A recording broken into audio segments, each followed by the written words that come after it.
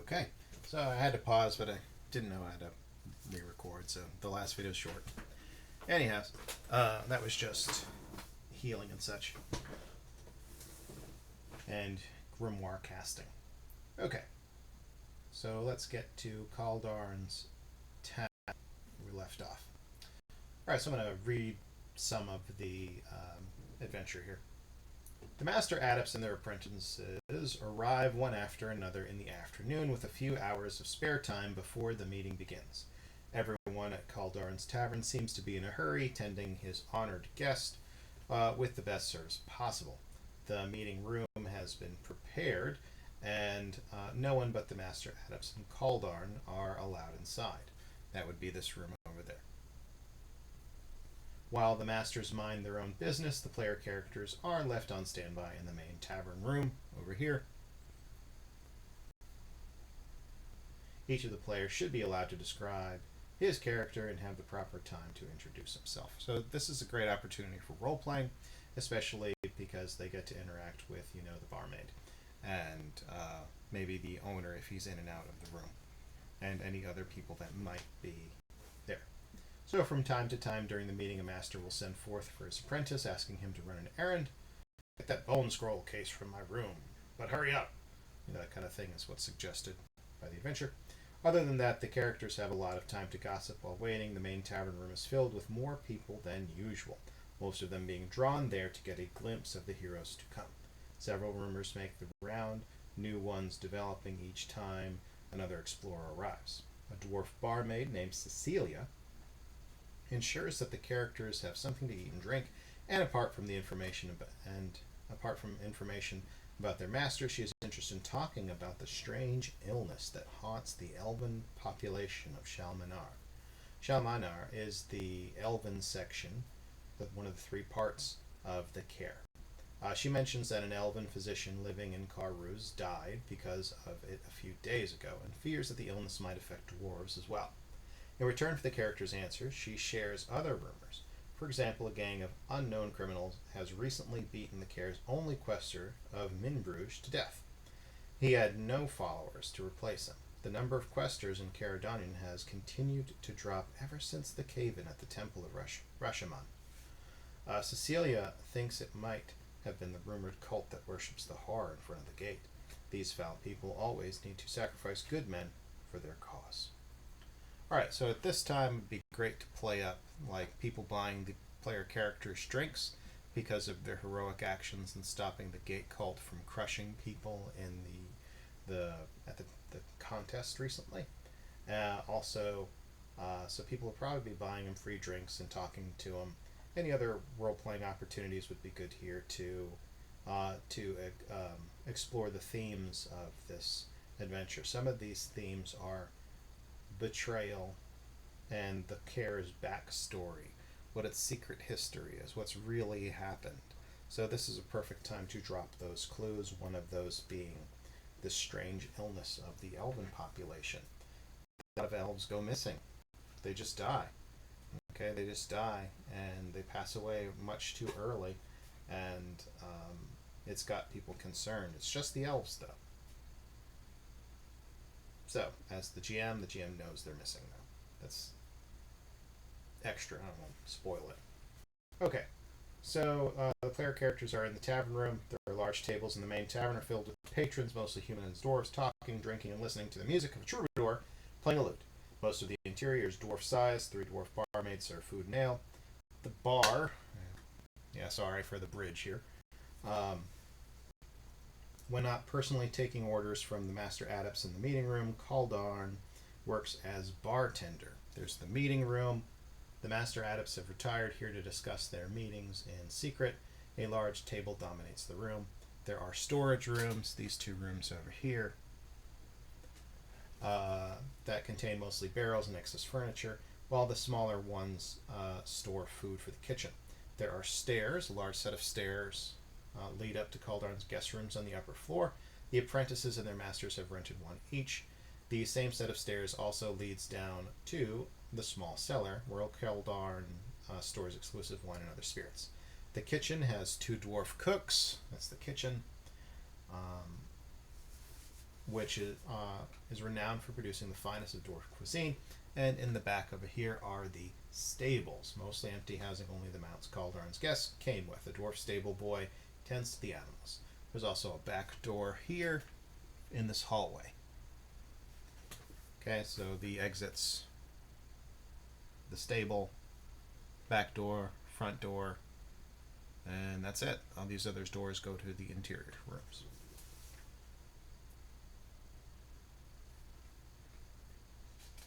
Alright, so after long years of uncertainty, depressing rumors, and strange illnesses, a refreshing wave of hope energizes the population.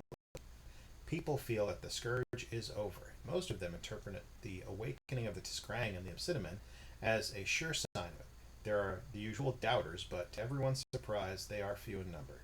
The explorers have become the personification of hope in the eyes of the Kaer dwellers and are already celebrating. Oh wait, that's the wrong. That's if you run the game as outside explorers coming in.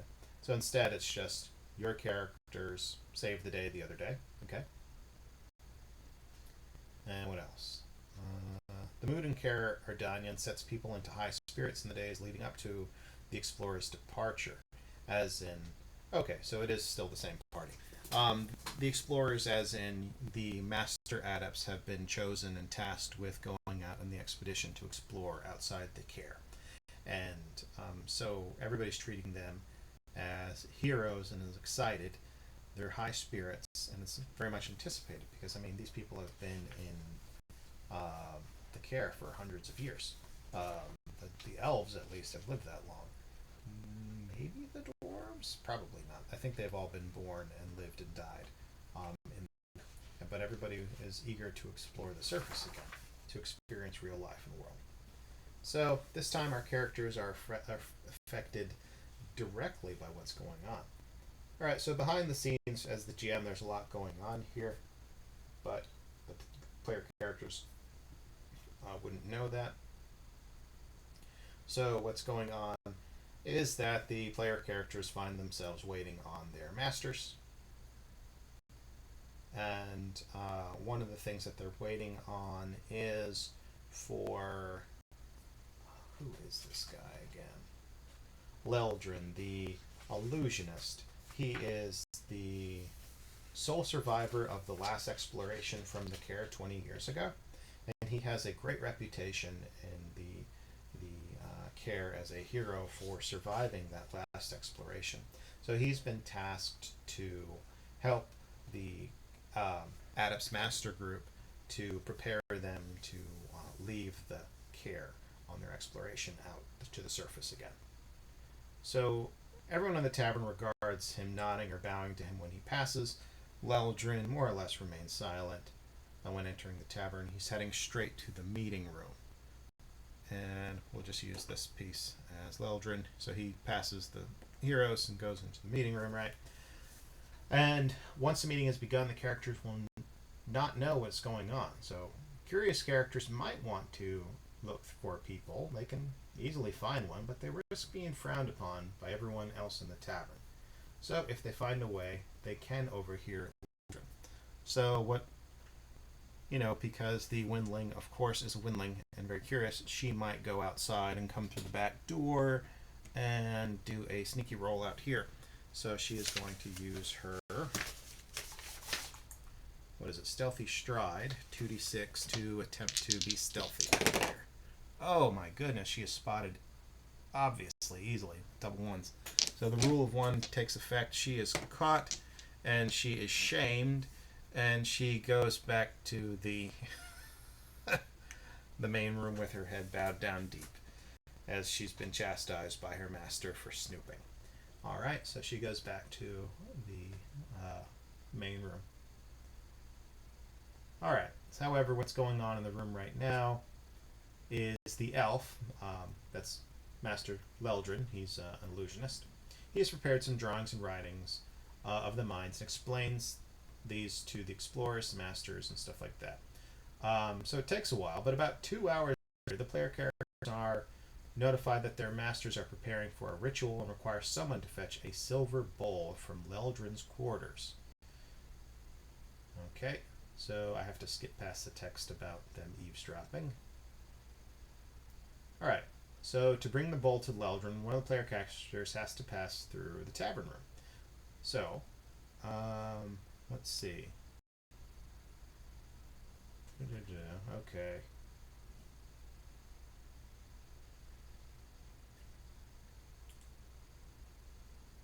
Right.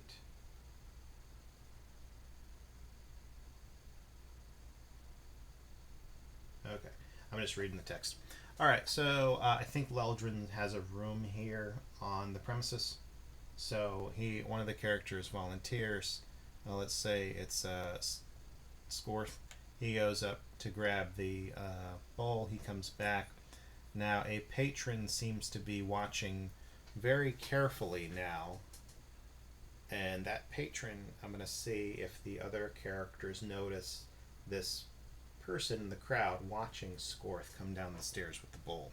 So everyone's going to make a perception or awareness roll. I think everybody has awareness. It's usually something I always take. Deza, 6, misses. Scathra has it as a skill. Awareness, 2, 6, 8. She gets it. Garn, the D12. He fails. And Scorth has it as a skill. D8 plus D6. Also fails. So the only one notices is Scathra. Some strange guy is eyeballing Scorth coming down the stairs, hyper focused on him. So let's see what else. Let's describe what this guy looks like.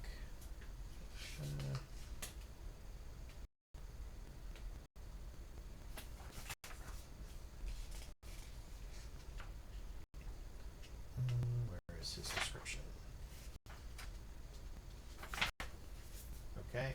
Stubs of black greasy hair cover Angius' shaved head, and he usually wears stained and tattered clothes. However, to gain it looks like he's wearing new clothing.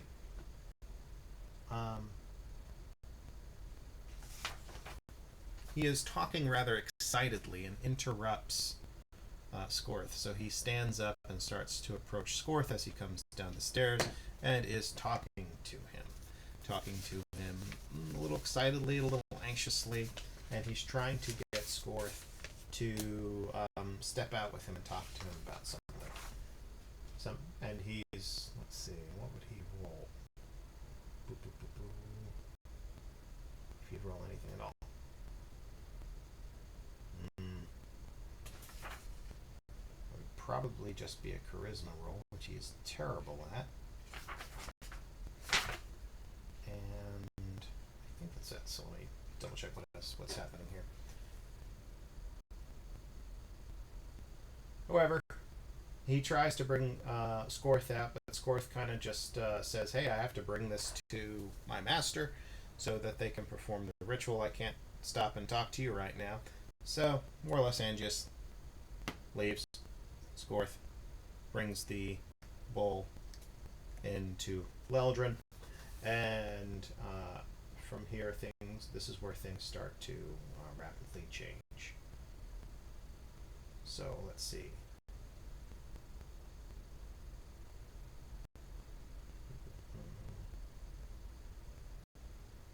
Alright, so what's happening is that the explorers, as in the Master Adepts, are going to do what's called a blood peace oath. So they're calling their group Ardanyan Saviors. Okay? And they're speaking their oath. Each explorer cuts himself and releases some of his blood into the small silver bowl in the center of the meeting room table.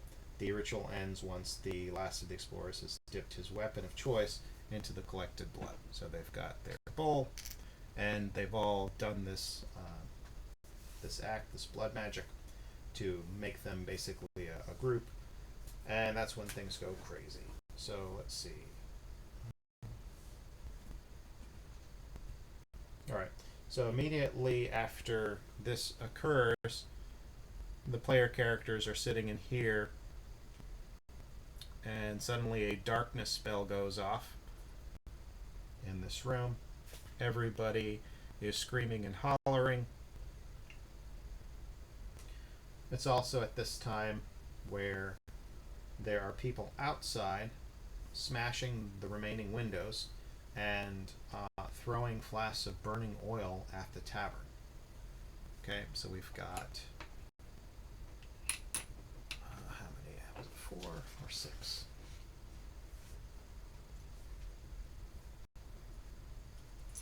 Six.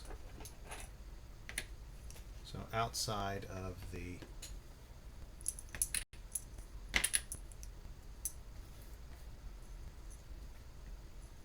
tavern,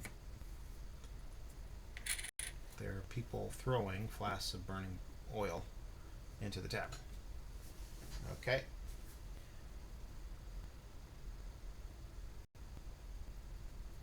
So this is what's going on now, and the characters have to roll initiative to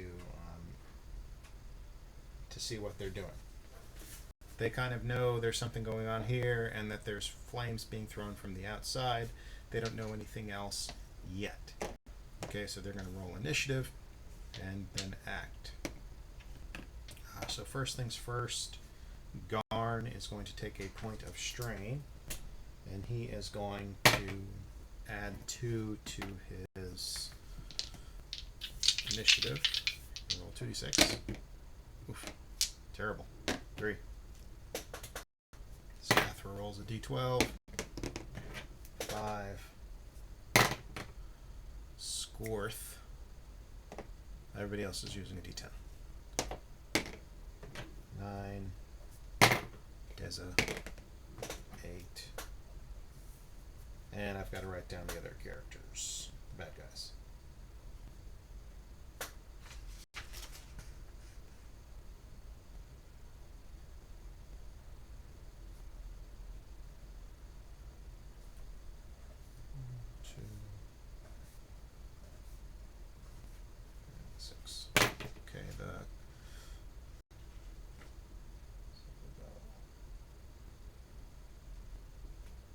Silverbrow, 3, Angius, also a d10, 1, 7, and the cultists.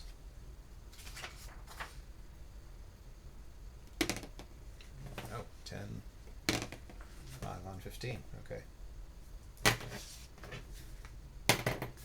Alright, so for the sake of my notes, there you go. That's the order. We've got the cultists going first. So right now they are just throwing more flasks of oil, screaming and hollering, throwing things at the tavern. Alright. Unbeknownst to the characters, Angius snuck in through the back, grabbed the bowl, and is running out the door. They're not aware of that. Okay. What else? Outside, there's a guy named Silverbrow doing his thing. Alright, so the cultists have gone because they're just throwing pitch. Alright, and then we've got Scorthax first. Scorth would probably... let's see, probably go outside to confront the cultists. Alright, so his movement, I think is a 12. I think that's standard for spraying. Yeah, so he can move 6 spaces. 1, 2, 3, 4, 5, 6. So he can get out here and cast his spirit darts at number 6.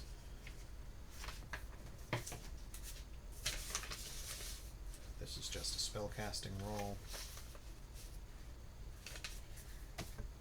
Scorth's spell casting is 2d8. Oh, wrong die. 2 plus 6 is 8. Cultists have a magic defense, mystic defense of 6. So that hits. And it does will plus 3 damage. Will plus 3 is a 6 for him, so I think 9. D8, D6. 12. 14. Alright, so cultist number 6 is taking 14 damage minus 1 mystic armor, but I think he loses his mystic armor because of the spell. I don't know if it works immediately, but I don't know, I'll go with it. So he loses his mystic armor. He loses just 12 points. So he's at 12 damage. Okay. That was Scorth. Next is Deza. Deza can fly all over. So she's flying outside, flying above, as high above the tavern, and she's going to start lobbing earth darts at the bad guys below. So she is somewhere above the where did that go? Okay, above the fray. She's lobbing earth darts. She's going to lob them at number 5 here. All right, so that is a roll of 2d8 for her. 14, 16. Has 2 additional successes. So I think for earth darts, it just means her damage lasts longer for the for what's the effect of the reduction of the armor. All right, so for this, it is cultist number 5. So for this was 6 rounds then. 6 rounds minus 2 physical armor. Okay. All right, and it does 3 plus 6 is 9 damage. So this is a D68. 7 points of damage. Okay. The guy's got armor of 3, but it's by 2, so it's 1. No, it's 6. So yeah, 6 damage, right? Okay. All right, that was Deza. Next would be Angius. Angius is bolting for the door. He's going to double move and leave. 1, 2, 3, 4,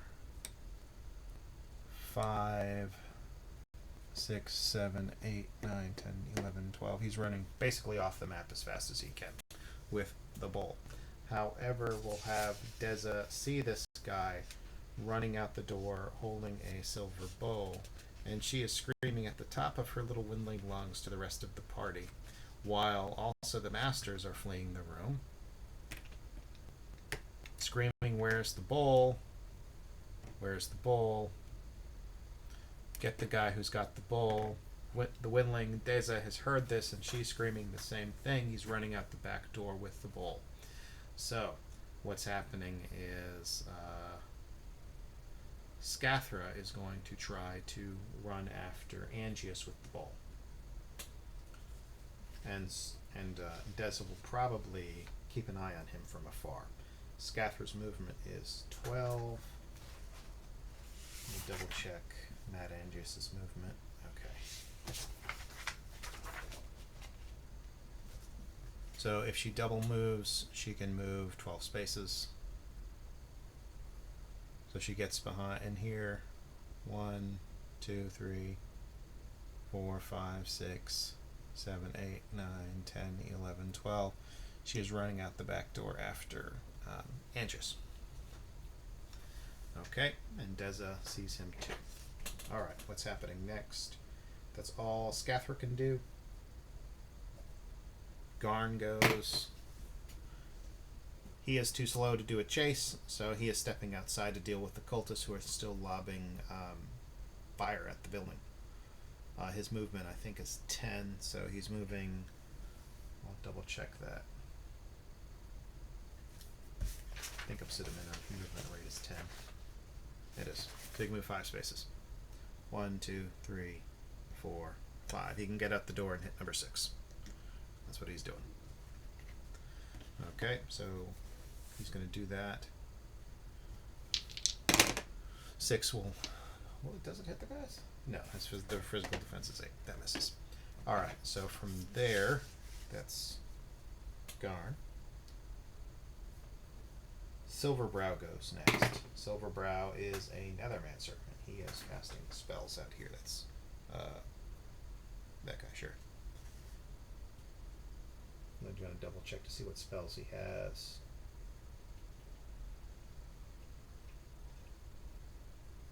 He's going to cast another Ethereal Darkness spell, and he's going to drop it on the party over here.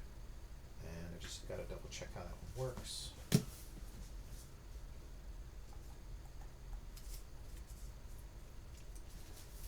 If I recall, Nethermancers are immune to it, so Scorth will be immune to it. So he might rethink this.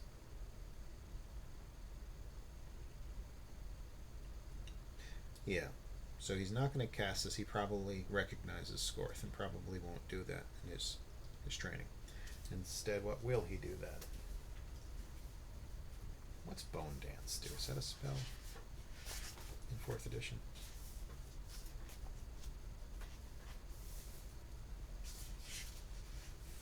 I don't see it in the 1st and 2nd level spells.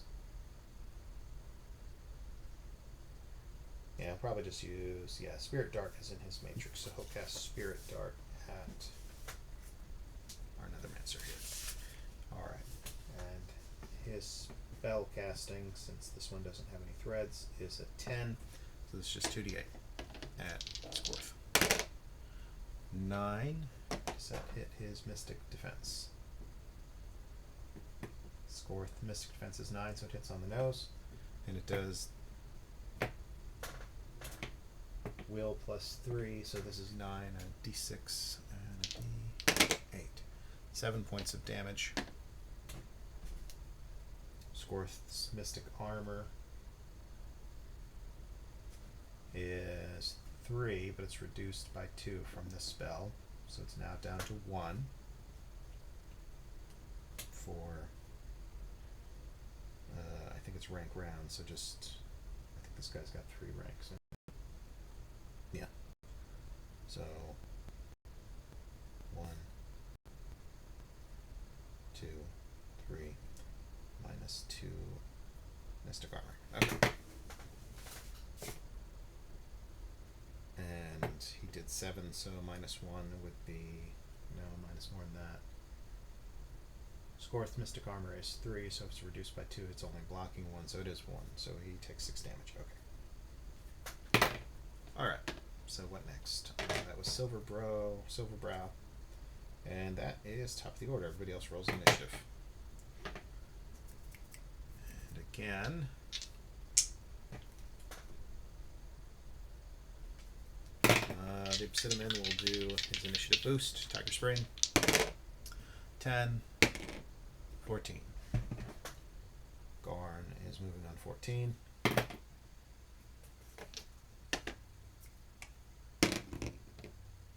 7 for Scathra.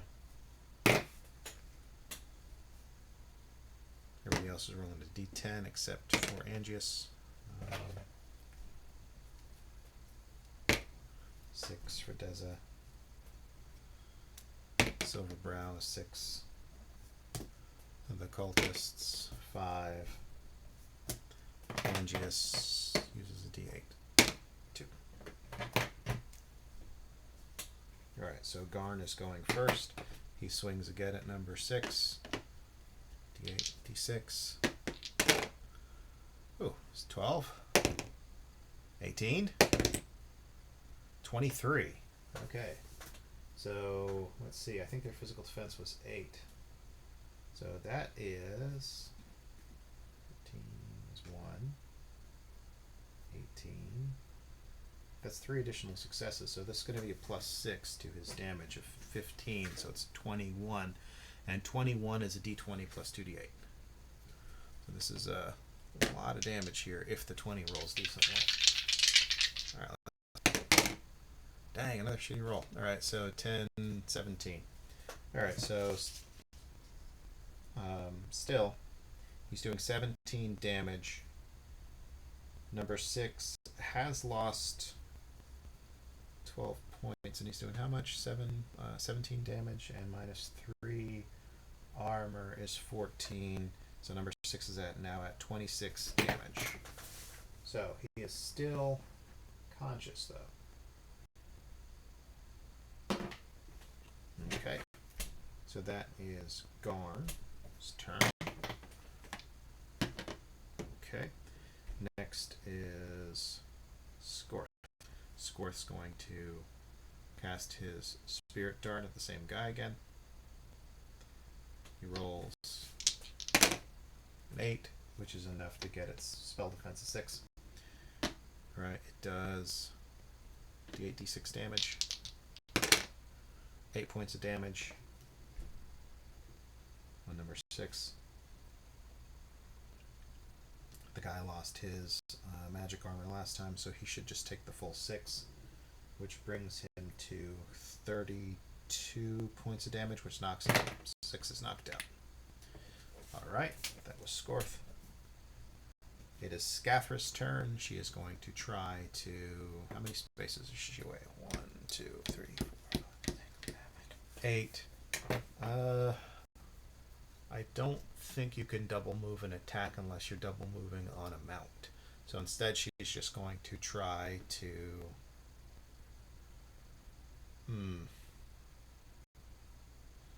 try to outrun the guy, outpace him. So she is just 4 spaces in front of him, more or less. Now, she's going to hopefully win initiative next time and be able to stop him. Okay, that is Scathra's turn. Okay, what else? Dessa goes next.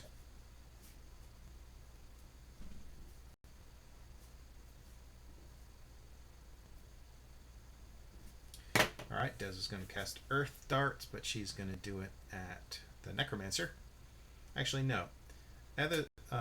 She was flying high above, so she can zip over and still keep abreast of the situation of what's going on over here with those two.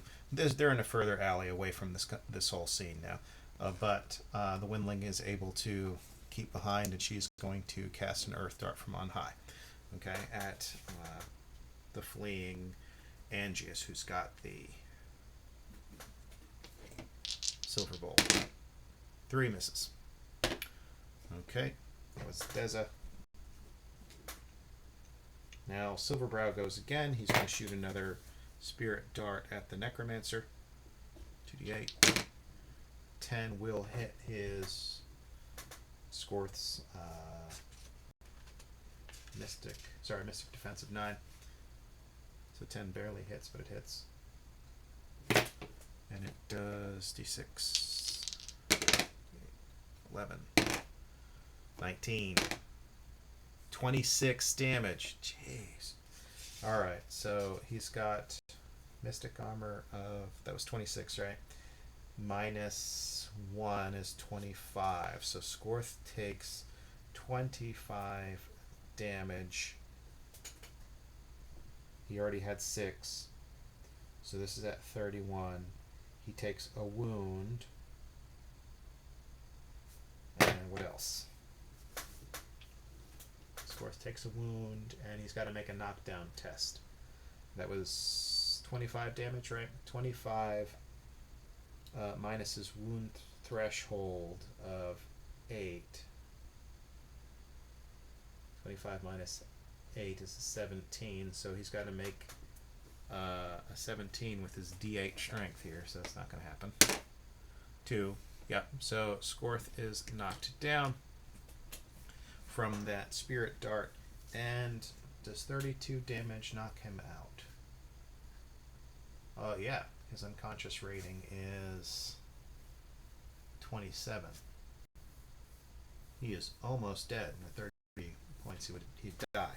So he is knocked flat out. Okay, Scorth is out of the fight. That was Silverbrow. Now it is the cultist's turn.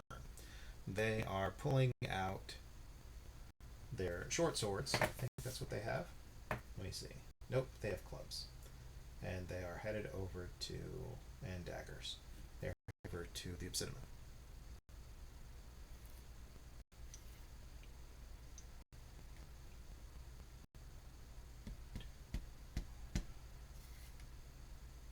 Okay, 6. I think he can make it over there. Movement is 6, yeah. They're more or less just straddling the dead guy. or the unconscious guy. Alright, so what's happening is those three will make an attack on the Obsidian, and they're unarmed fighting, or their melee. Their melee is 9, so this is d6, d8. First one hits it with a 9. I think that hits. His physical defense is 8. It hits. Alright, that's a 9. And this is a step 10 damage, which is 2d8. 7. He's got 4 armor. 3 gets through. He is down. He is up 5 damage. Okay, second guy swinging at him with a 9. Wow, max. 14, 15, 19. That is 2 extra successes. So his damage will go up +4. So his club is not 10 but 14, so 2d12. 18 points of damage to our Obsidian.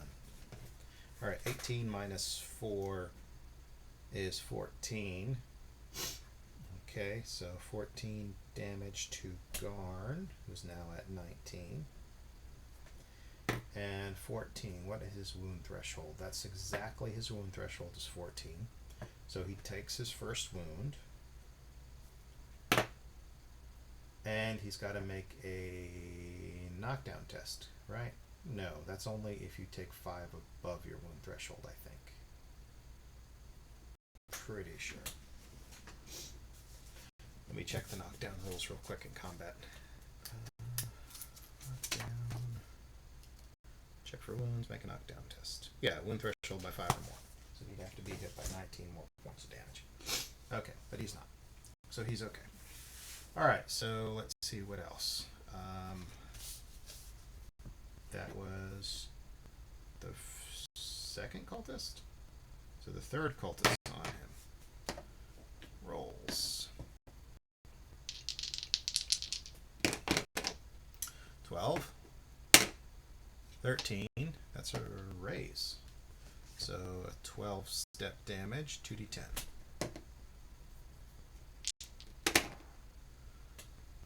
17 points minus 4. Armor is a 13.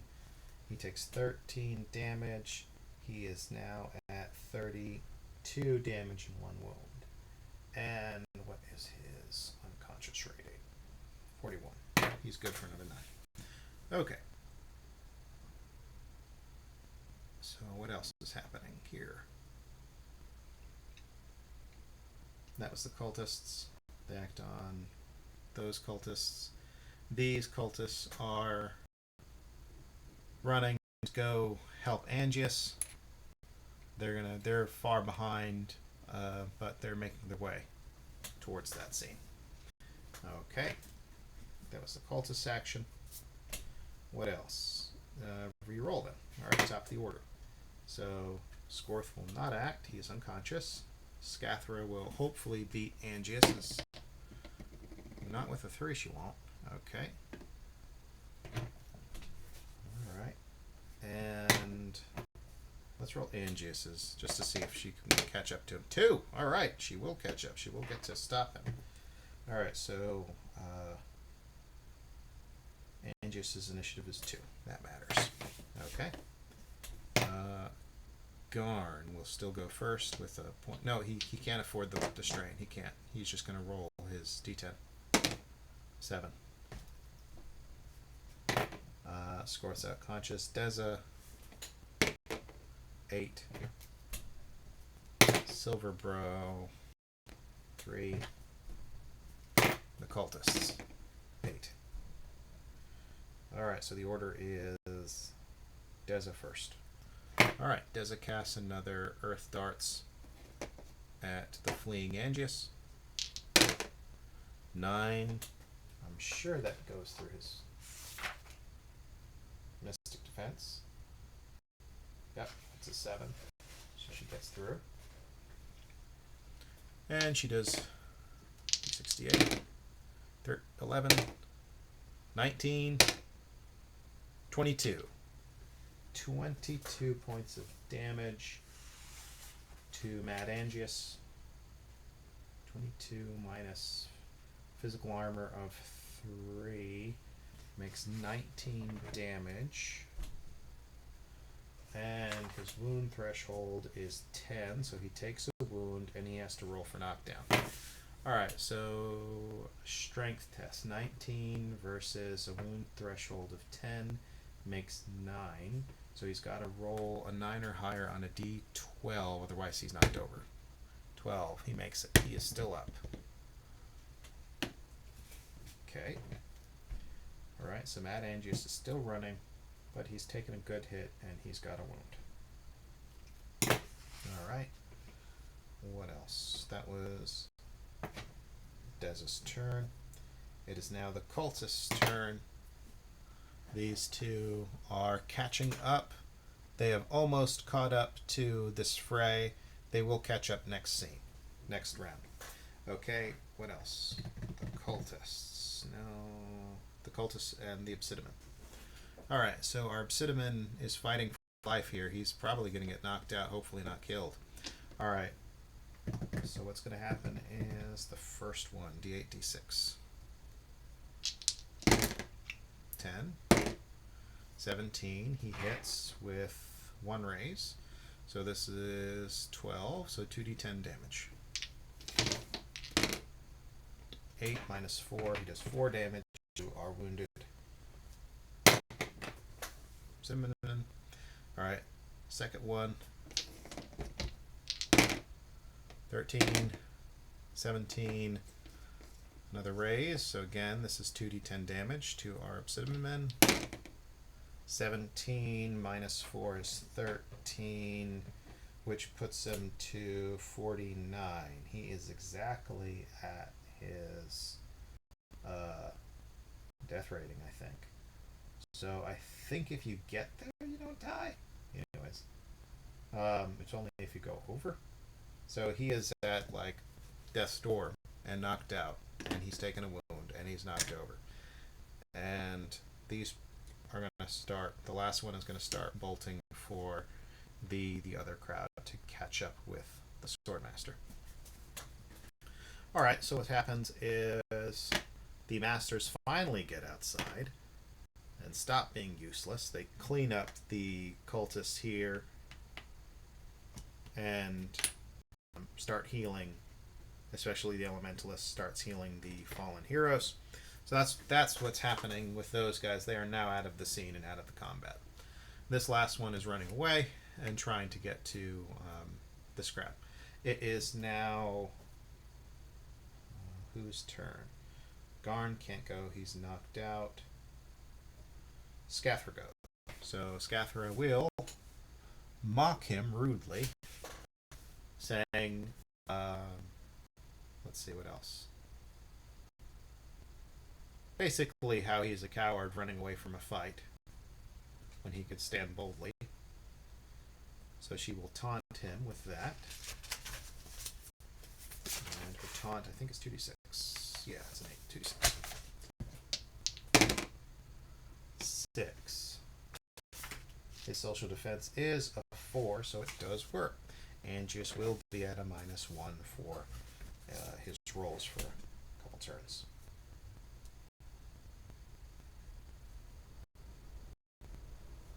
Okay. And then she swings at him as well to skewer him with her broadsword. Her broadsword melee skill is Scathra, I think it's 2d8. Yeah, 2d8. 6. And his physical defense, I think, is higher than that. Yeah. Does not hit with her broadsword. Okay. What next then would be Mad Angius himself.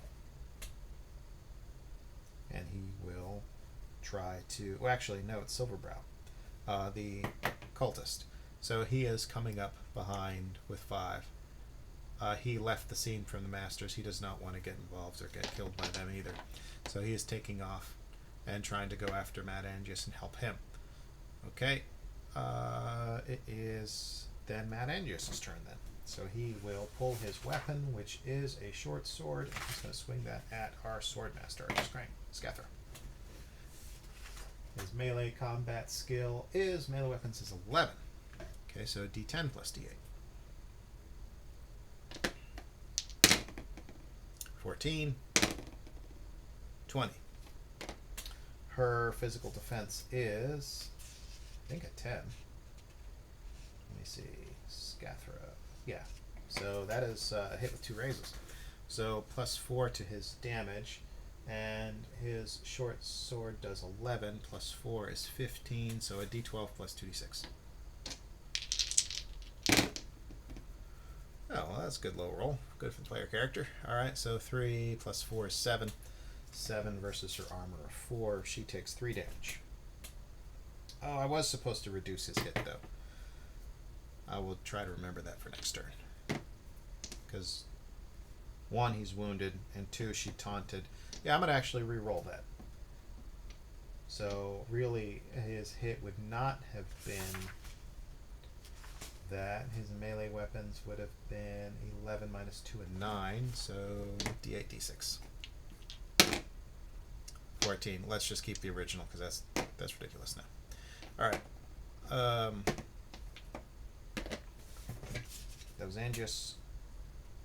And we're time to roll initiative again. Alright, so Scathra rolls a d12. She rolls a 5. Garn, we're going to skip him. Scorth, we're going to skip him. They are recovering. Deza rolls a d10. 1. Angius rolls a d8. 8.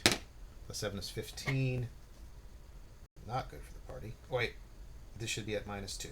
So his step should actually be a 3, not a 5. So this is a d4. He rolled a 2.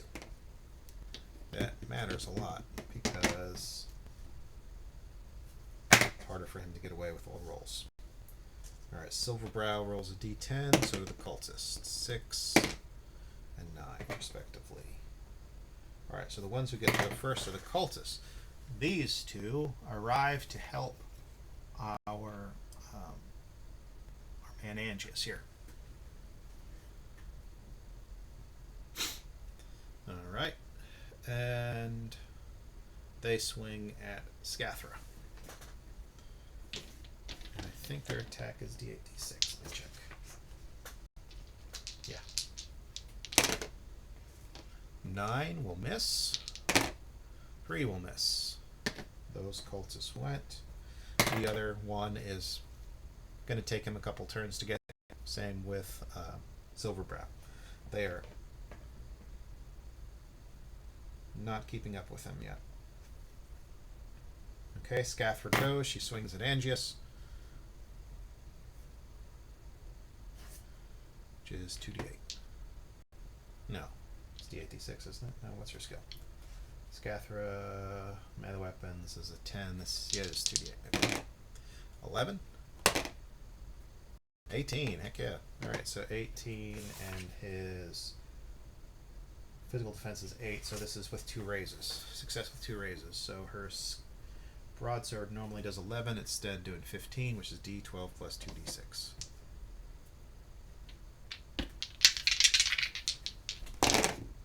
Alright, 9 plus 2 is 11, plus 3 is 14. 14 minus his physical armor of 3 does 11. So Angius takes 11, and now he is at 30. His wound threshold is 10, so he does take a wound. So now he's at 2 wounds. His unconsciousness rating's at 30, so he's knocked out. Alright, cool. So, Mad Angius is knocked out. Alright. Let's see. So that was Angius. And the last one to go is Deza. Deza will snatch the bowl and fly away as fast as she can. That's what she does. Full move and snatch, and she's off. Okay? And let's see. I think I will allow, if Silverbrow rolls higher initiative than Deza, he will try to do a parting shot with his spirit darts. And she might do she might have to make a call there on her decision to fight or not.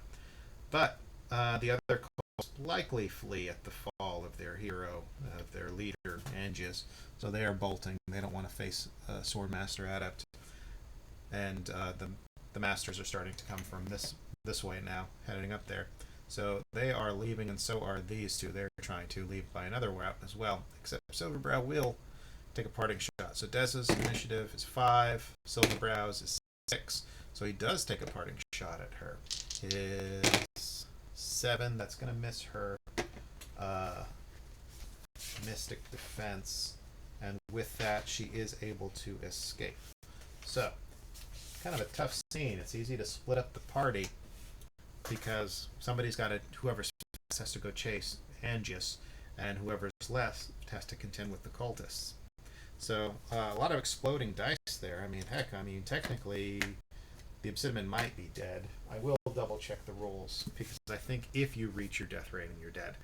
But it's one of those things, if that happened at the table, it would be the character's hanging on to life. Because it takes too long to create a character. It's not particularly fun to die. And especially early on since we do not have last chance salves yet. It's not that player characters can't die, but when it's that close, just give it to them. Come on, and just explain it to them, like, oh, you're on death's door. All right, so let's look at death rating in the glossary, see if I can find that here, whether it even matters. Death. That's 380. That's probably not what I'm looking for. Game concepts. Maybe it might be under character generation. This should be under the characteristics. Health ratings, death rating.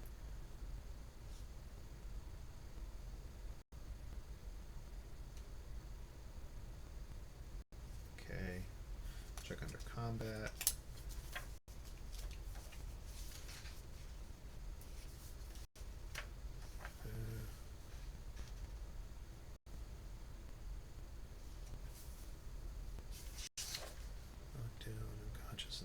Okay, a character whose current damage equals or exceeds his death rating falls to the ground unless the character has a talent such as life check or is quickly tended to by another character with a healing aid such as last chance salve. The character is dead. In Earthdawn, character death is usually permanent. Some methods of resurrection exist, but they require powerful and dangerous magic, and attempts are rare. Characters who wish to pursue these methods should be warned that they are very expensive and the price is really just financial. Alright, so yes, you do die at equal to your death rating. But it does have that caveat there that if somebody attends to you quickly, especially with a last chance salve, they can save the day. And I'm assuming the masters are all equipped and probably have a last chance salve here on the premises, because they're geared up to leave. So they could rescue our poor fallen Obsidian, who is tangling with 3 second circle cultists. These weren't just Joe Schmoes. These were more or less second circle warriors. Alright? At least that was their challenge level. They were a little harder. Alright, so other than that, they were able to reconnoiter. They were able to grab the silver bull, and what's happening now is that people in the city are getting really worried. It's both excitement because we've got these explorers who are about to leave and go explore, but we also have this activity of this gate cult who have now acted twice, and maybe even a third time if they were the ones behind the brutal killing of that Minbruges Passions Quester. And so there's that going on. Mad Angius has been taken care of, and he is in the prison where he is being questioned. So from here on out, what's going to happen is this investigation and interrogation of the remaining cult members who have been caught, the guys who were either unconscious or and Mad Angius, if they can get through his mad dribble. and they are going to find out some more about the Gate Cult. But it ultimately comes back to a Kaiser Sose. You know, nobody knows this guy who is really scheming and behind things that Matt Angius was referring to and taking his commands from. So, other than that, the next adventure picks up with the, well, characters probably take a week to recover and stuff like that before the heroes, the explorers, venture out. So that's it.